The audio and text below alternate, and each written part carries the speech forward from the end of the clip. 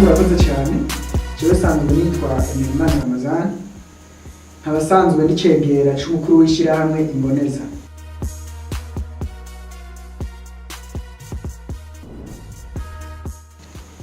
Ibikorwa haniniya cyane cyane twishimira, hariho filime ya mbere twakinye yaramaze gusohoka, abanyagihugu barayibonye, hakaba hari n'iyindi yitezwe gusohoka muri iyi minsi ya vuba.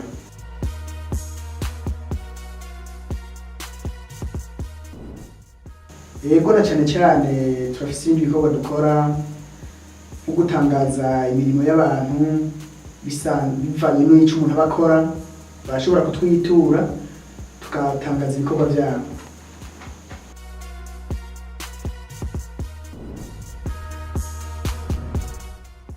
Iyo filime turiko turategekanya gusohora muri iyi minsi isanzwe yitwa Akataretse kaba gasema.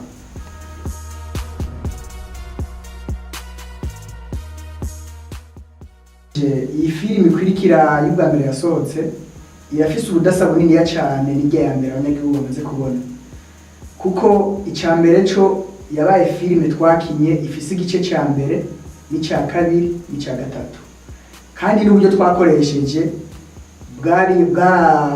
harabaye kwisununura k'uburyo twakoresheje ndavye na filime y'ubwa mbere twakinye.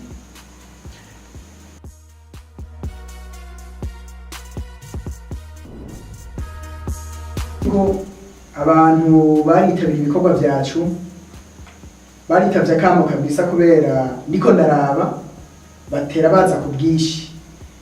Tunabiravye mbere turabona neza yuko mu minsi iri imbere igiti ntarengwa gishobora gushika tugahagarika kwakira abandi bantu binjira mu ishirahamwe.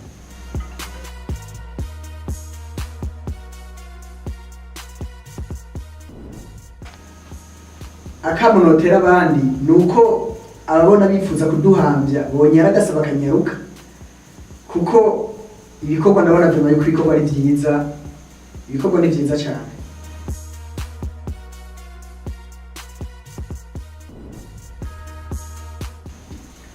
Ego namwe mwakoze kudutumira ngaha muri studio yanyu, nejo mudukeneye muradutumako nta kibazo tuzoba.